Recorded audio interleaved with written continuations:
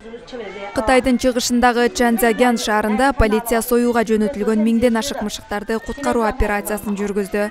Бул тууралуу кытайлык The Paper басылмасы жазып чыкты. Бир нече күн мурун жаныбарларды коргоочулар тобу жергиликтүү көрүстөндүн жанынан мышыктар салынган көп сандагы жыгач кутуларды табышкан.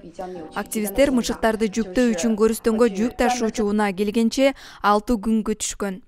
Унаа келери менен полицияны чакырышкан. Жүк ташуучу унаа бара жаткан капасканада укук коргоо кызматкерлери көптөгөн мышыктын өлүктөрүн табышкан. Активисттердин айтымында жолбун мышыктарды кармап, андан кийин алардын этин чочконун же койдун эти деп сатып, ар бир этинен $15-20 киреше табышмак.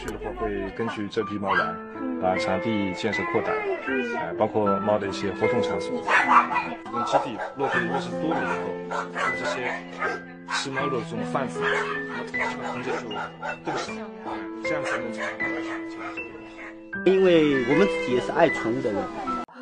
这个是我从去年2022年9月24号，我是住在上海的。我的猫被偷到以后，从监控看到这个专业团伙偷了我的猫以后，我进行了报案，根据线索，然后我去了广东，开始知道了这个猫车的存在，所以我就联合了很多在广东的农业执法科，提供线索给他们执法，拦截了差不多10几辆的猫车，江苏过来的猫车。这里差不多是58笼，一笼20只，差不多左右。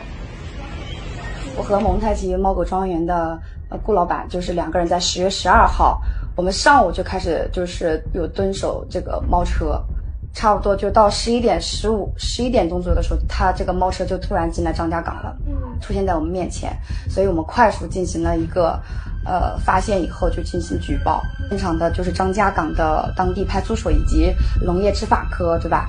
他们现场处理以后，就是快速的到了蒙太奇猫狗庄园这个基地，